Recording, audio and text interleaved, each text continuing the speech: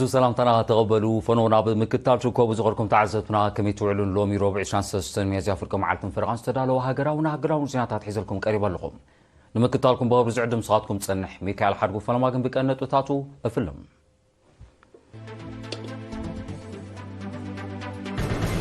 بريزيدنت إسياس أفورقي بمغنيات عرفتي بوتسو وقدوس باباس فرانسيس نحزن ملغت السديدو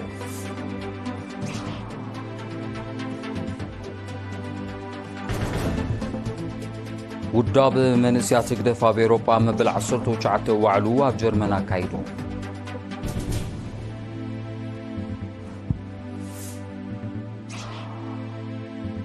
أبنو زوبا قول لجي عقابة مبوكلا واقراب بعتو بكسر حلو متحساسة قريبو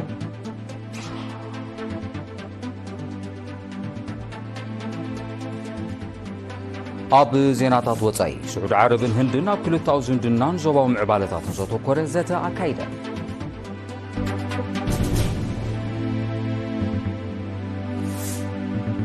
روسيان دوب أفريقان كل التاو متحبارن شركنة مدنفع كسرحة تسمانية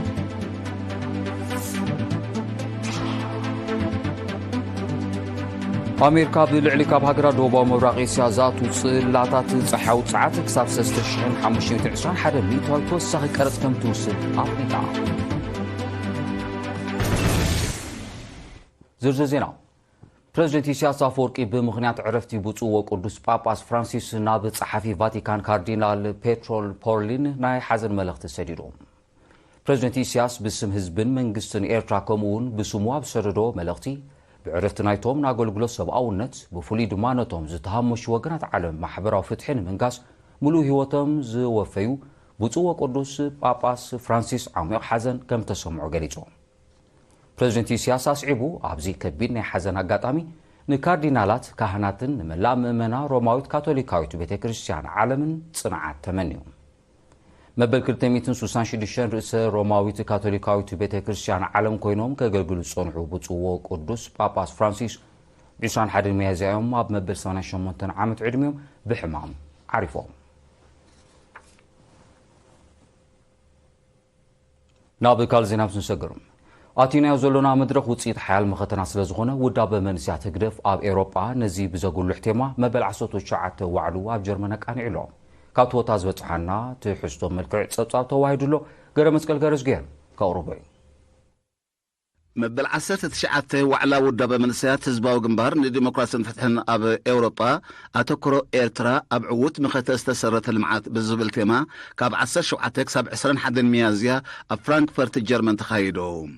أزي لعلي شدش تميت منسيات أبلات وداب حدري أكايرتو هقراويان ودابيثات كومون حلفت مسيانات إيرتران كالوت أكلات نستساتفو وعلا أبز حلف عسرنا مختة عمتات بوداب منسيات حزباو جنبار لديمقراطية فتحن استجابت عوتاتن زقات من بدهوتاتن بمجمجام أمتكلات هنسات هاجرن قدام نتات المعاتن بقربان مزتاي كمون هنسات نقوح هاجراو من قصاص من سيات حزباو جنبار لديمقراطية فتحن زحجز حدشتي أمازن تحسبات نممنشاو زعلم ينيرو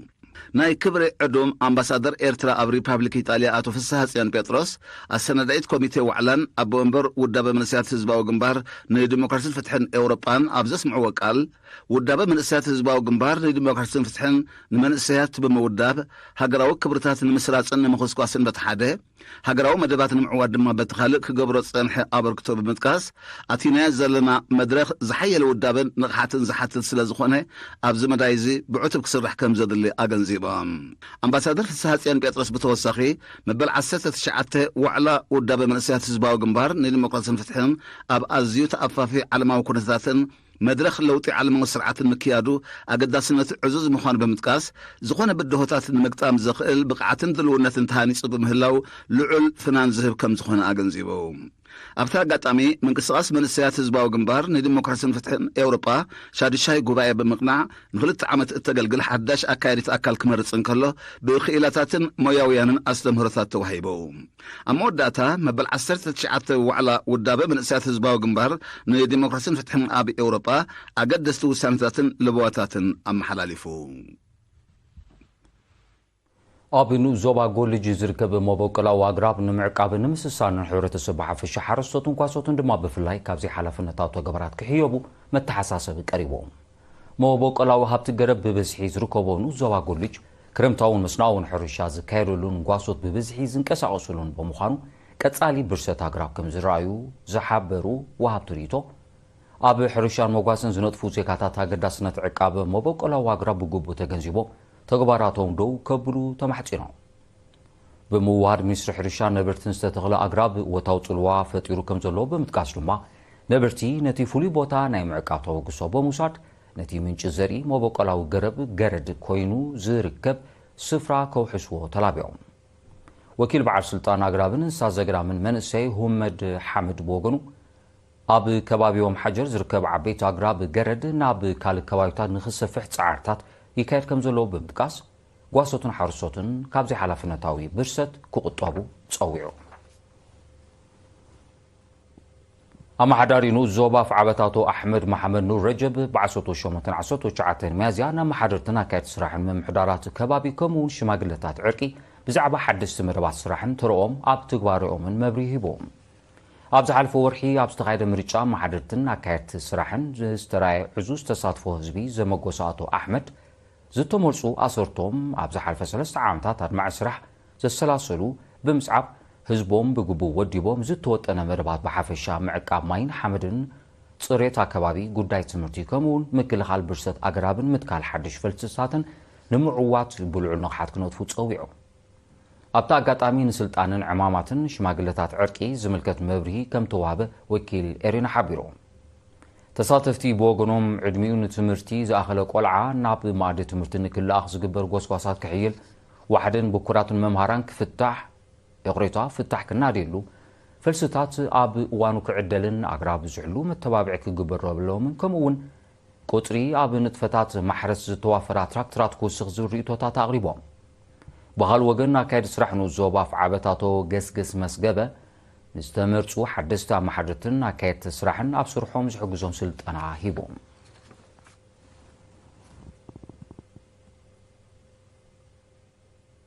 ኣብ ዞባ ፎርቶ ሳዋ ኣብ ጥሪት ዝኽሰት ውሽጣውን ግዳማዊ ሕማማትን ባልዓትን ምክልኻልን ምፍዋስን ብዝካየድ ዘሎ ቀጻል ፃዕሪ ኣብ ጠለበጊዕ ዝረአ ጉልሓይ መሰል ሕማም ንምግታእ ዝዓለመ ወፍሪ ክታበ ተኻይዱ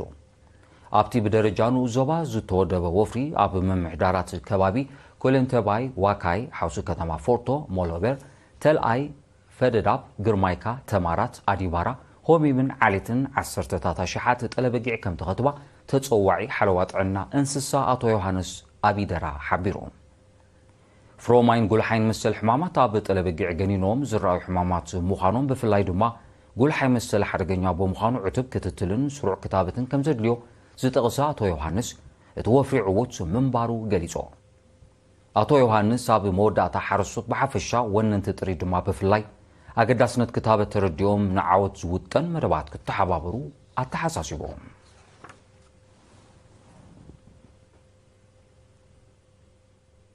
ኣብ ዞባ ሰንዓፈ ምምሕዳር ከባቢ ዓዲ ባጊዕ ብ20 መያዝያ ዝወቕዕ ህቦብላን በረድን ዝተሓወሶ ዝናብ ኣብ ጀራዲን ጉድኣት ኣውሪዱ እቲ ኣብ ሰዓታት ምሸት ንኣስታት ሰዓትን ፈረቓን ዝወቕዕ ዝናብ ለሚዑ ኣብ ዝነበረ ምሩፅ ዘርኢ ድንሽ ከምኡውን ኣሕምልትን ፍረታትን ዕንወት ከም ዘውረደ ኪላ ልምዓት ኣሕምልትን ፍረታትን ወይዘሮ መዘወይኒ ኪዳን ሓቢራ በቲ ተፈጥራዊ ሓደጋ ኣብ ሰብ ኮነ ጥሪትን ኣባይትን ዝወረደ ጉድኣት ከምዘየለ ብተወሳኺ ገሊፃ ኣማሓዳሪ ምምሕዳር ከባቢ ዓዲ ባጊዕ ኣቶ ገብረ መድህን ተስፋ መስቀል ብወገኑ ንክባዛሕ ዝተዘርአ ድንሽ ጉድኣት ስለ ዝወረዶ ዝምልከቶም ኣካላት ንምትኩ ስጉምቲ ክወስዱ ፀዊዑ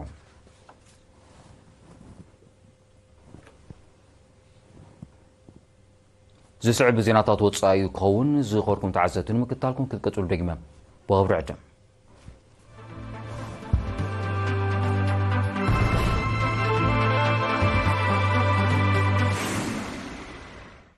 ዜናው መሰናዶ ኤርቲቪ ናዋፅሎ እዩ ዝኸርኩም ተዓዘብቲ ስለምክታልኩም ኣዝየ መስግን ዜና ወፃኢ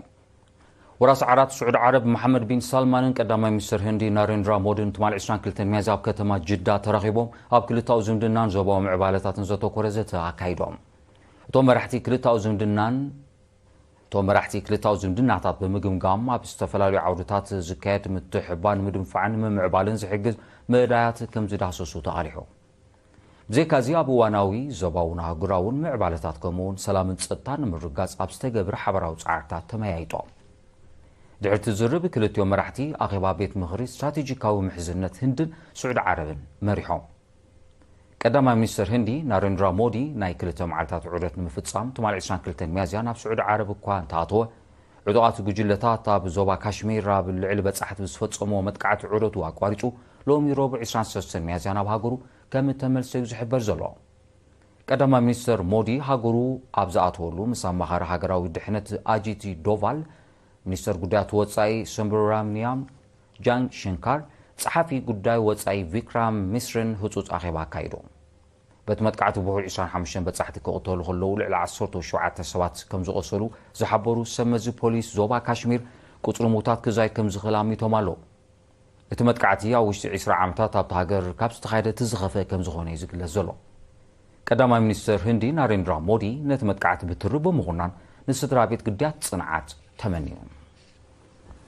ሩስያን ደቡብ ኣፍሪቃን ክልታዊ ምትሕባርን ሽርክነትን ምድንፋዕ ክሰርሓ ተሰማሚዐን እተን ሃገራት ኣብዚ ስምዕ ዝበፅሓ ፕረዚደንት ሩስያ ቭላድሚር ፑቲንን ደቡብ ኣፍሪቃዊ መዘኑ ሴሪል ራማፎዛን ትማል 22 ሚያዝያ ኣብ ዝገብሮ ናይ ቴሌፎን ርክብ ቤት ጽሕፈት ክሬምሊን ኣብ ዘውፅኦ መግለጺ ክልቲኦም መራሕቲ ኣብ ዝተፈላለዩ ዓውድታት ብፍላይ ድማ ኣብ ንግዲ ቁጠባን ወፍርን ዝካየድ ሽርክነት ንምምዕባል ከም ዝሰርሑ ኣረጋጊጾም ብዘይካዚ ኩናት ዩክሬን ብሰላማዊ መገዲ ደው ንምባል ኣብ ዘኽል መርያት ከም ተመያየጡ እቲ መግለጺ ብተወሳኺ ሓቢሩ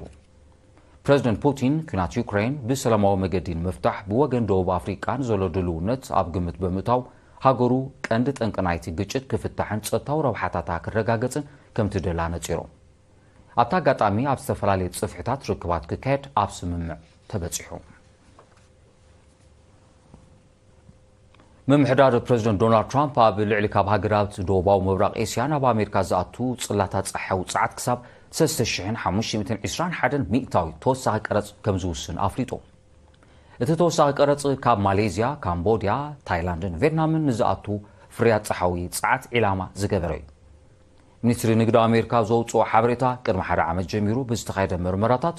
ኣብቲ ዞባ ዝንቀሳቐሱ ብቻይናውያን ኩባንያታት ዝውነኑ ኣፍረይቲ ንሕግታት ንግዲ ዝጥሕስ ንጥፈታት ከካይዱ ከም ዝጸንሑ ብምኽሳስ እዩ ነቲ ስጉምቲ ከም ዝወስድ ዝገልጽ ዘሎ ኣህጉራዊ ኮሚሽን ንግዲ ነቲ ሓድሽ ቀረጽ ብዝምልከት ኣብ ወርሒ ሰነ ናይ መወዳእታ ውሳነ ክህብ ምዃኑ ተፈሊጡ ኣሎ ይኹን እምበር እቲ ስጉምቲ ንኣፍረይቲ መሳርሒታት ጸሓዊ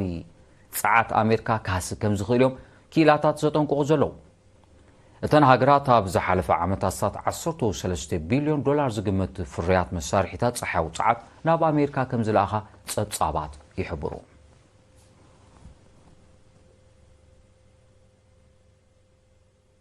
ሰራዊት ቡርኪና ፋሶ ንፕረዚደንት ኢብራሂም ትራኦረ ካብ ስልጣን ምእላይ ኣብዚ ሳልሲ እዚ ንዝተወጠነ ዕልዋ ከም ዘብሸለ ሓቢሩ እቲ ፈተነ ምሽበርያን ጉጅለታት ብምትሕባር ከም ተወደበ ዝጠቐሱ ኣዘዝቲ ሰራዊት ቡርኪና ፋሶ እቲ መርበብ ብኣጉ ኣብ ትሕቲ ቁፅፅር ከም ዝኣተወ ገሊፆም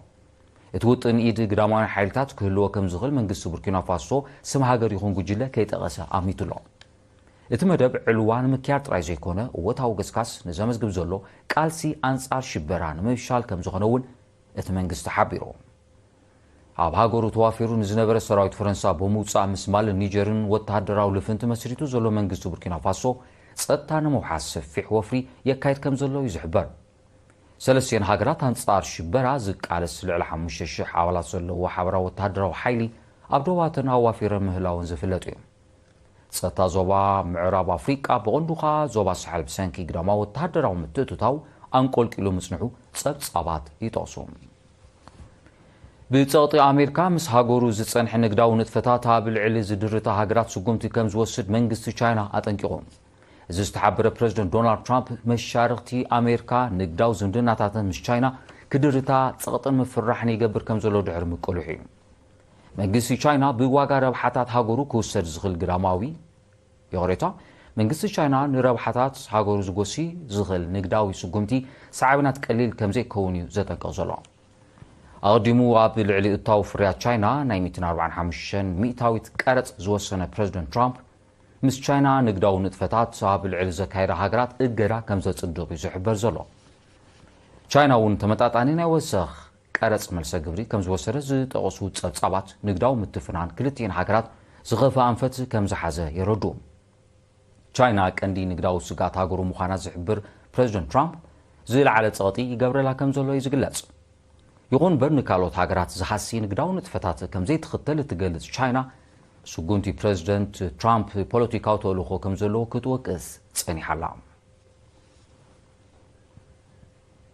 بدبداب إسرائيل نايزو تقتلو فلسطينيون قصر لعلسو سانكلتن شح مخانو تصابات عناتا وشمت حبيرون إذا استقل صد هايوم زطفو لعل عسوتو حد الشح قديات مويتهم كخونو كم زخلو آبز قلو تقولو زلو اواني توم زطفو قديات بفرسراس هنصاتات تدبيوم ميتهم كخونو كم زخلو زحبر زلو بتي كاب موداتا كلتشن 23 زغصر زلو وتادراو سرحيت 9 كلتن ميتويت هنصاتات وشمت غازا كم زعنون ملا حزب وشمت كم تمزابلن يتقاس إسرائيل نتي سرحيت بالسفح ملكعو تقصلو سلازلا علاماتي وتادراو سقومتين فلسطينيو نبت وشمت غازا كاب مريتهم نوصا مخانو يمت اتهاجر بوق غوبيطا ابز حزتهم عربا وغماغم لعلي 700 الشح زيغاتا تاسفيرا كم زلا زفلاتيو هندي دحري 4 عامتات نفلما اوان سبز حزت منكركرنا باغراو مدبر طفر كتلخ مغانا حبيرا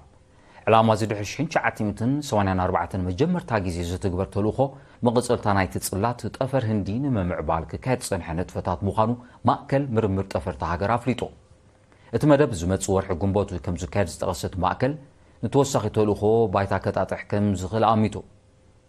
هندي سبالبو منكركرات ناب طفر كتلخ مصنحا زطوسو صبصابات ابتي صلات اوتاو غسكاس تمزغب كم زلا يردو زيناتات مزام كندنتو تاتو كدغمالكم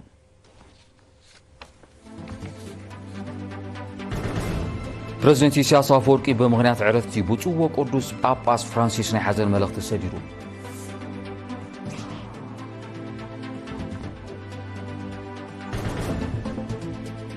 وداب منسيات قدفا بأوروبا مبلع صوتو جعته وعلوا بجرمنا كايدو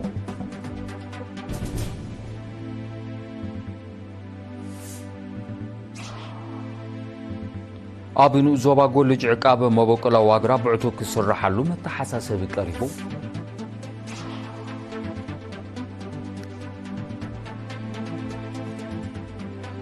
أب زيناتات وطاي سعود عرب الهندنا بكلتاو زندنان زوبا معبالتاتن زتو كورزتا عكايدا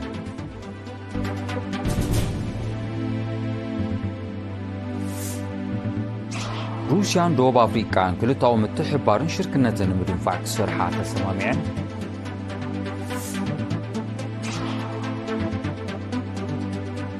أمريكا بالعلي كاب هاجرا دوبا ومراقي سيازاتو صلاتات صحي وصعك ساب 3520 حدا ميتاي توسخي قرط كمتو سنا أفريقيا زغوركم تعزبتي نلوم غتر استدالو زينا ومسنارو أبزي فتصام سلمكتالكم مازي مسكن مسارح تيفيد القبري واتش نعلتاوي زينا سبورت حيزوكم واتساكم بوغنقن السلام